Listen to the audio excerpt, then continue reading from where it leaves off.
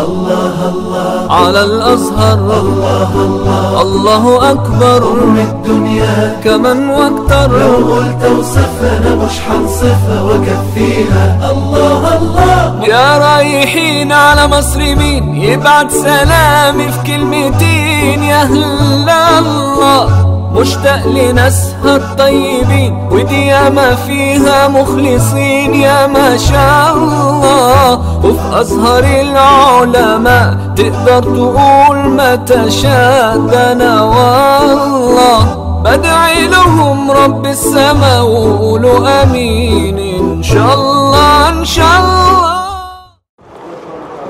بسم الله الرحمن الرحيم. هذا كتاب الأوائل السهولية، كتاب الأوائل السهولية. قال المؤلف رحمه الله تعالى ونفعنا بعلومه وعلومكم في الدارين آمين. طلب مني من له حسن ظن بي، بعد بسم الله الرحمن الرحيم، طلب مني من له حسن ظن بي وهو أعلى مني أن أسمعه شيئا من أوائل كتب الحديث المشهورة، فأجبته لذلك وإن لم أكن أهلا لذلك، لكني وجدت تأليفا لبعض الأعلام فيه طول عن تحصيل المرام، فأحببت أن ألخص مما ذكر فيه أول حديث من كل تأليف سطره تاركا لباقيه روما للاختصار، وليقرأ في مجلس واحد لأهل الاستبصار. فأقول مستعينا بالملك الديان إني سمعت بعض أوائل تلك الكتب على مولانا الشهير في ذلك الشان الشيخ محمد أبي طاهر ابن العلامة الشيخ إبراهيم الكردي ثم المدني في سنة 1144، وكتب لي الإجازة بخطه الشريف المبارك وأحال التفصيل على ثبت شيوخه رضي الله عنهم. وسمعت بعض تلك الكتب كاملا وبعضها من الشيخ المفيد مولانا الشيخ عيد ابن المرحوم علي الأزهري البلورسي الشافعي عن شيخه خاتمة المحدثين ببلد الله الأمين مولانا الشيخ عبد الله بن سالم المكي ثم البصري. وكان سماعي منه تارة وتارة قراءة بين يديه من سنة 1127 إلى سنة 1136، لكن بعض الكتب التي ستذكر لم أسمعها منه ولم أقرأها عليه، إلا أنها دخلت في عموم إجازته. وكان من جملة ما سمعته عليه الإصابة في أسماء الصحابة، والإتقان في علوم القرآن، وشرح الأربعين للشيخ ابن حجر، وبعض الجامع الصغير، وعن مشايخ أجلاء غيره كالشرنبلالي عندك؟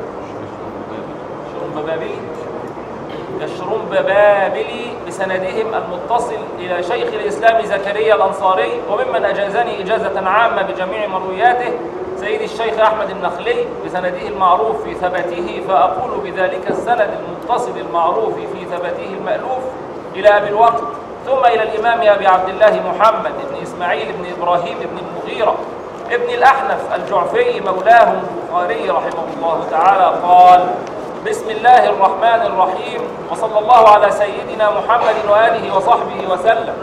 كيف كان بدء الوحي إلى رسول الله صلى الله عليه وسلم؟ وقول الله جل ذكره: إنا أوحينا إليك كما أوحينا إلى نوح والنبيين من بعده. قال: أخبرنا أبو الوقت عبد الأول ابن عيسى شعيب ابن إسحاق السجزي الصوفي الهروي قراءة عليه ونحن نسمع ببغداد في آخر سنة 2 وأول سنة 53 و500. قيل له: أخبركم الإمام جمال الإسلام أبو الحسن عبد الرحمن ابن محمد ابن المظفر ابن محمد ابن داود ابن أحمد ابن معاذ ابن سهل ابن الحكم الداودي قراءة عليه ببوشنج ونحن نسمع سنة 65 و400. قال: حدثنا أبو محمد عبد الله بن أحمد ابن حمويه السرخسي قراءة عليه ابن حموية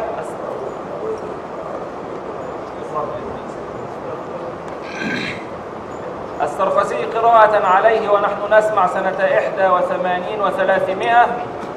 أخبرنا الإمام أبو عبد الله محمد بن يوسف بن مطر بن صالح بن بشر بن إبراهيم البخاري الفربري بفرب سنة 16 و300. حدثنا الإمام أبو عبد الله محمد بن إسماعيل بن إبراهيم بن المغيرة بن الأحنف الجعفي مولاهم البخاري مرتين بفربر سنة 48 و200 مرة سنة 52 و200. قال حدثنا الحميدي عبد الله بن الزبير قال حدثنا سفيان حدثنا يحيى بن سعيد الأنصاري قال أخبرني محمد بن إبراهيم التيمي أنه سمع علقمة بن وقاص الليثي يقول سمعت عمر بن الخطاب رضي الله تعالى عنه على المنبر يقول سمعت رسول الله صلى الله عليه وسلم يقول إنما الأعمال بالنيات وإنما لكل امرئ ما نوى فمن كانت هجرته إلى دنيا يصيبها أو إلى امرأة ينكحها فهجرته إلى ما هاجر إليه. وبالسند المتقدم إلى الإمام مسلم بن الحجاج القشيري النيسابوري لكتابه أول حديث منه وهو في ترجمة كتاب الإيمان باب الإيمان والإسلام والإحسان. حدثني أبو خيثمة زهير بن حرب حدثنا وكيع عن كهمس عن عبد الله بن بريدة عن يحيى بن يعمر وحدثنا عبيد الله بن معاذ العنبري وهذا حديثه. حدثنا أبي ثنى كهمس عن ابن بريدة عن يحيى بن يعمر قال كان أول من قال في القدر بالبصرة معبد الجهني قال فانطلقت أنا وحميد بن عبد الرحمن الحميري حاجين أو معتمرين فقلنا لو لقينا أحدا من أصحاب رسول الله صلى الله عليه وسلم فسألناه عما يقول هؤلاء في القدر فوفق لنا عبد الله بن عمر بن الخطاب رضي الله تعالى عنهما داخلا المسجد فاكتنفته أنا وصاحبي أحدنا عن يمينه والآخر عن شماله فظننت أن صاحبي سيكل الكلام إلي فقلت أبا عبد الرحمن إنه قد ظهر قبلنا ناس يقرؤون القرآن ويتقفرون العلم وذكر من شأنهم وأنهم يزعمون أن لا قدر وأن الأمر أنف فقال لي إذا لقيت أولئك فأخبرهم أني بريء منهم وأنهم براء مني والذي يحلف به عبد الله بن عمر لو أن لأحدهم مثل أحد ذهبا فأنفقه ما قبل الله منه حتى يؤمن بالقدر وفي رواية كله خيره وشره. ثم قال حدثني أبي عمر بن الخطاب رضي الله عنه قال بينما نحن عند رسول الله صلى الله عليه وسلم ذات يوم إذ طلع علينا رجل شديد بياض الثياب شديد سواد الشعر لا يرى عليه أثر السفر ولا يعرفه منا أحد. الحديث.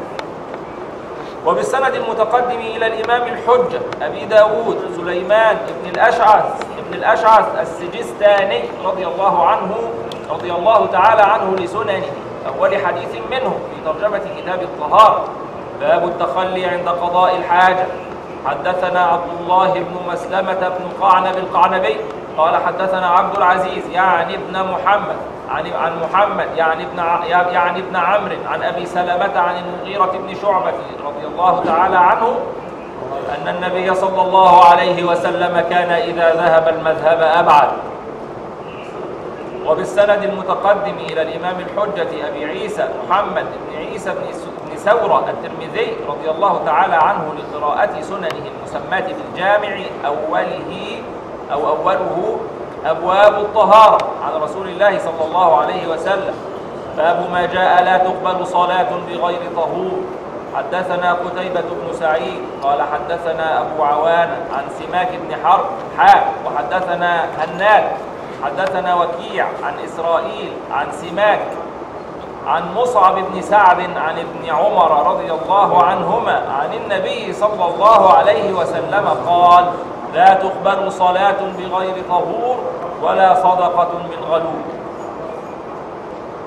وبالسند المتقدم إلى الإمام الحافظ الناقدي أبي عبد الرحمن أحمد بن شعيب بن علي النسائي رضي الله عنه لقراءة سننه المسماة بالمجتبى إقراء أوله كتاب الطهارة تأويل قوله تعالى إذا قمتم إلى الصلاة فاغسلوا وجوهكم وأيديكم إلى المرافق.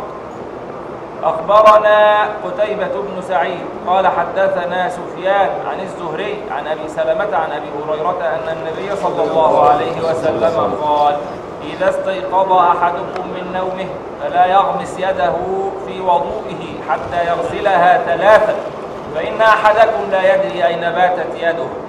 وبالسند المتقدم إلى الإمام الحجة أبي عبد الله محمد بن يزيد بن ماجه القزويني في أول سننه: باب اتباع سنة رسول الله صلى الله عليه وسلم. حدثنا أبو بكر ابن أبي شيبة قال حدثنا شريك عن الأعمش عن أبي صالح عن أبي هريرة رضي الله عنه قال: قال رسول الله صلى الله عليه وسلم: ما أمرتكم به فخذوه وما نهيتكم عنه فانتهوا. وبالسند المتقدم إلى الإمام الحجة أبي عبد الله محمد ابن عبد الرحمن الدارمي السمرقندي لكتابه المسند الذي أوله: باب ما كان عليه الناس من قبل مبعث النبي صلى الله عليه وسلم من الجهل والضلالة. أخبرنا محمد بن يوسف عن سفيان عن الأعمش عن أبي وائل عن عبد الله رضي الله عنه قال: قال رجل: يا رسول الله صلى الله عليه وسلم: أيؤاخذ الرجل بما عمل في الجاهلية؟ قال: من أحسن في الإسلام لم يؤاخذ بما كان عمل في الجاهلية، ومن أساء في الإسلام أخذ بالأول والآخر. وبالسند المتقدم إلى الإمام الحجة القدوة في كل شان مالك بن أنس لموطئه الذي اتفق على تصحيحه أهل كل زمان.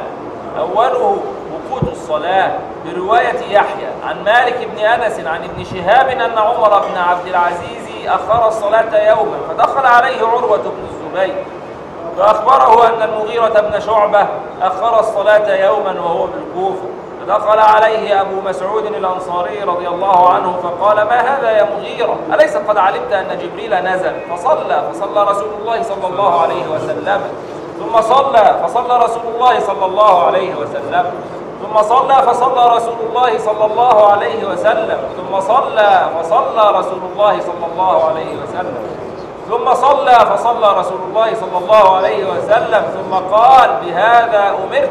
فقال عمر بن عبد العزيز: أعلم ما تحدث به يا عروة. في رواية يعلم. نعم. أعلم ما تحدث به يا عروة. اعلم ما تحدث به يا عروة. أو أن جبريل هو الذي أقام للنبي صلى الله عليه وسلم وقت الصلاة؟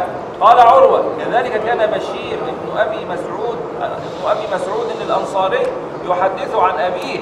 قال عروة: ولقد حدثتني عائشة زوج النبي صلى الله عليه وسلم أن رسول الله صلى الله عليه وسلم كان يصلي العصر والشمس في حجرتها قبل أن تظهر.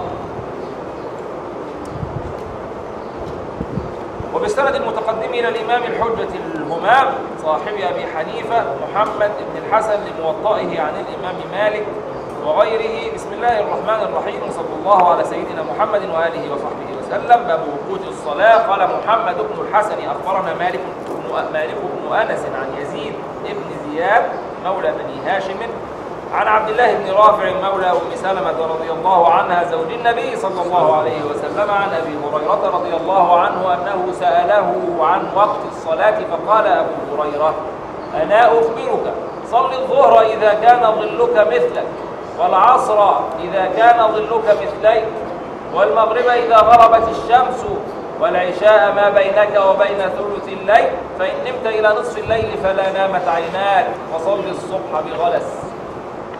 وبالسند المتصل إلى أبي حنيفة الإمام الأعظم والحبر المقدم لمسانيده الخمسة عشر المتعددة بحسب جامعيها، فمسند رواه عنه عبد الله الأستاذ، وآخر رواه عنه طلحة بن محمد بن جعفر الشاهد العدل، وثالث بجمع محمد بن المغفر، ورابع بجمع أبي نعيم الأصفهاني، وخامس بجمع محمد بن عبد الباقي بن محمد الأنصاري، وسادس بجمع عبد الله بن عدي الجرجاني، وسابع بجمع الحسن بن زياد اللؤلؤي، وثامن بجمع عمر بن الحسن الأشنائي، وتاسع بجمع أبي بكر الجلاعي، وعاشر بجمع محمد بن الحسين بن محمد بن خسرو البلخي، وحادي عشر بجمع أبي يوسف يسمى نسخة أبي يوسف، وثاني عشر وثالث عشر بجمع الإمام محمد الشيباني، أحدهما معظمه عن التابعين فلهذا سمي الآثار، ورابع عشر بجمع ابنه حماد عنه أي عن والده أبي حنيفة، وخامس عشر بجمع أبي القاسم السعدي،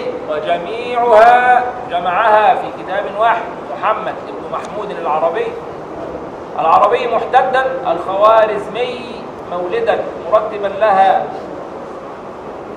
على ترتيب أبواب الفقه من باب الطهارة إلى باب المواريث، لكنه قدم على هذا بابا فيما يتعلق بالإيمان، فصار هذا الباب هو أول المسانيد، لكنه جعل كالمقدمة بابين. الأول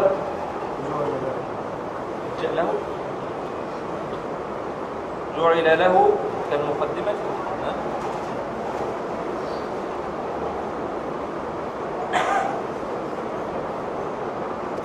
هي محتدا ولا محتدا؟ العربي محتدا، الخوارزمي مولدا مرتبا لها على ترتيب أبواب الفقه من باب الطهارة إلى باب المواريث، لكنه قدم على هذا بابا فيما يتعلق بالإيمان، فصار هذا الباب هو أول المسانيد، لكنه جعل له كالمقدمة بابين. الأول في ذكر شيء من فضل، جعل له كالمقدمة، لكنه جعل له كالمقدمة بابين. الأول في ذكر شيء من فضائله وجاد فيها، والثاني في ذكر أسانيد هذا الجامع وطرقه الموصلة إلى جامعيها، وقد استغرق عشر الكتاب فصار الجامع للمسانيد هو 19 كتاب. أولها الباب الثالث فيما يتعلق بالإيمان، وهو يشتمل على 4 فصول. الفصل الأول في التحريض على الحسنات والتحذير عن السيئات، الثاني في الإيمان والتصديق بالقضاء والقدر والشفاعة وغيرها، الثالث في الزهد في الدنيا والتأسي بأخلاق النبي صلى الله عليه وسلم وأصحابه، الرابع في الفضائل. الفصل الأول قال أبو حنيفة رحمه الله تعالى عن عبد الله بن أنيس رضي الله عنه صاحب رسول الله صلى الله عليه وسلم أنه قال: حبك للشيء يعمي ويصب. ثم أورده من طريق أخرى مرفوعا إلى النبي صلى الله عليه وسلم، وبالسند المتقدم إلى الإمام الجليل المطلبي النبيل محمد بن إدريس الشافعي رضي الله عنه لمسنده من رواية الربيع بن سليمان الرازي. أوله بجمع أبي العباس أحمد بن يعقوب الأصم، كتاب الطهارة. أخبرنا مالك بن أنس عن صفوان بن سليم عن سعيد بن سلمة رجل من آل بن الأزرق أن المغيرة بن أبي بردة وهو من بني عبد الدار أخبره أنه سمع أبا هريرة رضي الله عنه يقول: سأل رجل رسول الله صلى الله عليه وسلم فقال: يا رسول الله، إنا نركب البحر ونحمل معنا القليل من الماء، فإن توضأنا به عطشنا، أفنتوضأ بماء البحر؟ فقال رسول الله صلى الله عليه وسلم: هو الطهور ماءه الحل ميتته. عطشنا ولا عطشنا؟ وبالسند إليه رضي الله عنه في سننه، وبالسند المتقدم إليه رضي الله عنه في سننه برواية إسماعيل بن يحيى المزني قال: حدثنا الشافعي حدثنا سفيان عن الزهري قال: سمعت أنس بن مالك رضي الله عنه يقول: قال رسول الله صلى الله عليه وسلم: إذا حضر العشاء وأقيمت الصلاة فابدأوا بالعشاء. وبالسند المتقدم إلى الإمام أحمد بن حنبل الورع الزاهد الممجد بمسنده في رواية ولده عبد الله عنه من مسند أبي بكر الصديق عبد الله الملقب بعتيق رضي الله تعالى عنه قال: رضي الله عنه قال عبد الله بن أحمد بن محمد بن حنبل: حدثني أبي أحمد بن محمد بن حنبل بن هلال بن أسد من كتابه قال: حدثنا عبد الله بن أمير قال: حدثنا إسماعيل يعني ابن أبي خالد عن قيس قال: قام أبو بكر رضي الله تعالى عنه فحمد الله وأثنى عليه، ثم قال: يا أيها الناس، إنكم تقرؤون هذه الآية: يا أيها الذين آمنوا عليكم أنفسكم لا يضركم من ضل إذا اهتديتم. وإن سمعنا رسول الله صلى الله عليه وسلم يقول أن الناس إذا رأوا المنكر فلم يغيروه أوشك أن يعمهم الله بعقابه. وبالسند المتقدم إلى الإمام الهمام محمد بن الحسن الشيباني لكتابه المسمى بالآثار: بسم الله الرحمن الرحيم، باب الوضوء. عن محمد بن الحسن قال: أخبرنا أبو حنيفة عن حماد عن إبراهيم عن الأسود بن يزيد عن عمر بن الخطاب رضي الله تعالى عنه أنه توضأ فغسل يديه مثنى وتمضمض مثنى واستنشق مثنى وغسل وجهه مثنى وغسل ذراعيه مثنى مقبلا ومدبرا ومسح رأسه مثنى وغسل رجليه مثنى. وبالسند المتقدم إلى أبي الحسن علي بن عمر بن أحمد الدارقطني لسننه أوله كتاب الطهارة. حدثني حسين بن إسماعيل قال حدثنا يعقوب بن إبراهيم الدورقي قال حدثنا أبو أسامة وحدثنا أحمد بن علي بن العلاء قال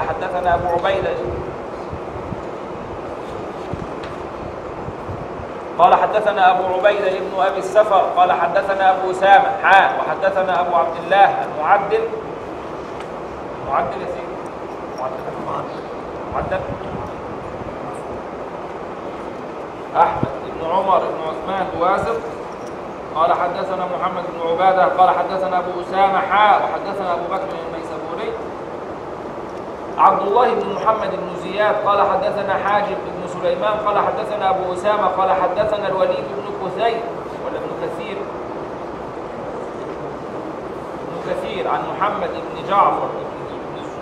محمد بن جعفر بن الزبير عن عبد الله بن عمر عن أبيه رضي الله عنه قال سئل رسول الله صلى الله عليه وسلم عن الماء يكون بأرض فلاة وما ينوبه من السباع والدواب فقال إذا كان الماء القلتين لم ينجسه شيء. وقال ابن أبي السفر لم يحمل الخبث. وقال أبو عبادة ده مثله. وقال ابن عبادة مثله. وبالسند المتقدم إلى الإمام الحافظ أبي نعيم في كتابه المستخرج على صحيح مسلم كتاب الإيمان حدثنا أحمد بن يوسف بن خلاد قال حدثنا الحارث بن أبي أسامة قال حدثنا أبو عبد الرحمن المقرئ عبد الله بن يزيد وحدثنا أبو علي بن الصواف قال حدثنا بشر بن موسى قال حدثنا أبو عبد الرحمن المقرئ قال حدثنا كهمس ابن الحسن عن عبد الله بن بريدة الأسلمي عن يحيى بن يعمر القرشي قال كان أول من قال في القدر معبد الجهني بالبصرة فانطلقت أنا وحميد بن عبد الرحمن الحميري حجاجا فلما قدمنا قلنا لو لقينا بعض أصحاب النبي صلى الله عليه وسلم فسألناه عما يقول هؤلاء القوم في القدر فلما دخلنا المسجد إذا نحن بعبد الله بن عمر رضي الله عنهما فأتيناه فسلمنا عليه فاكتنفته أنا وصاحبي إلى آخر ما مر في حديث مسلم. وبالسند المتقدم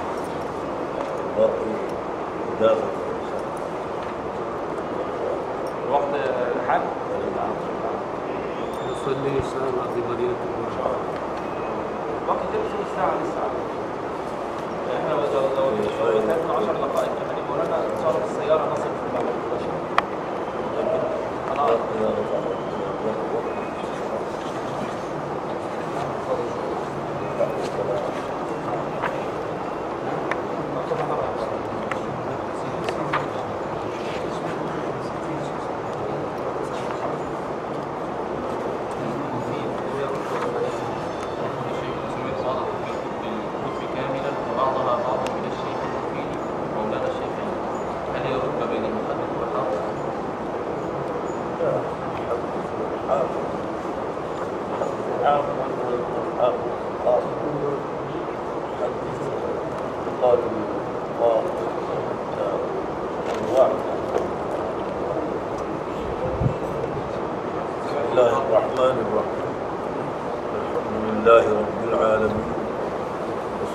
والسلام على سيد الأنبياء والمرسلين وعلى آله وأصحابه أجمعين.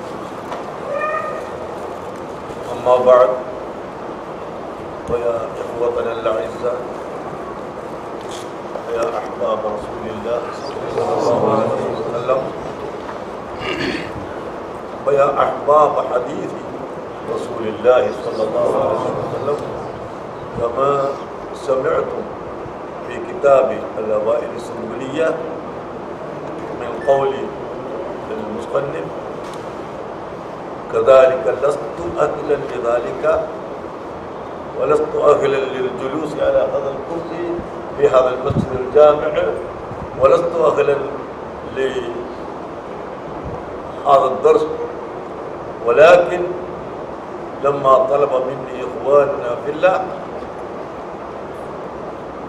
أجبت وتلبيت تبركا بهذا المسجد المبارك وبهذا المجلس المبارك وبدعوة جميع الطلبة والعلماء الحاضرين في هذا المجلس الحمد لله على كل حال.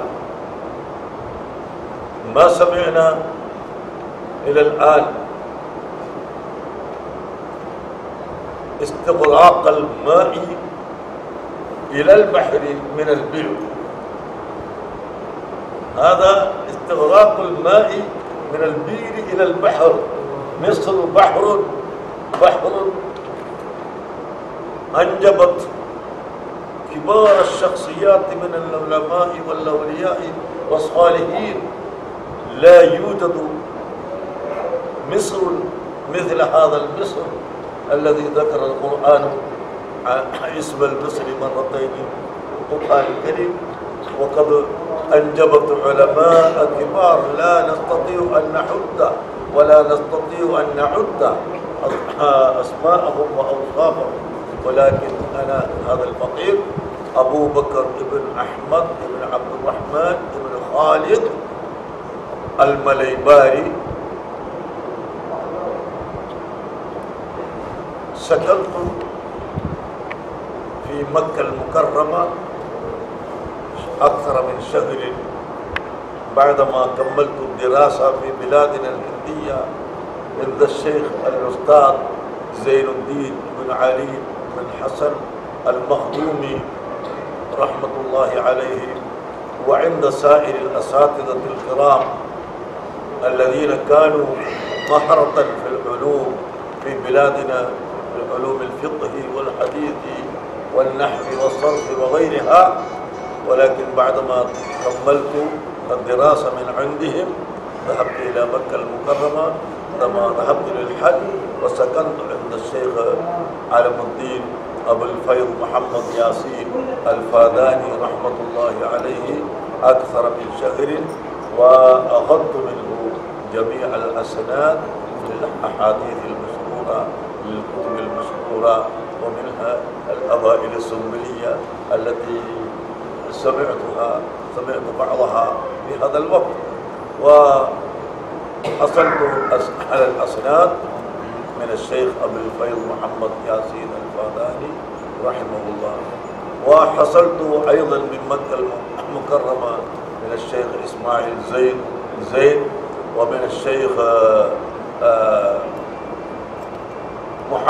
السيد محمد علوي المالكي رحمه الله، ومن والده السيد علوي المالكي قبل 30 سنة حصلت بعض الأسناد وقرأت عنده حديثا فقط من صحيح البخاري في شأن الكعبة، وسمعت منه معنى الآية. وقال السيد علوي المالكي رحمه الله قبل 30 سنة عندما سمعت درس البخاري من عنده في الحرم الشريف: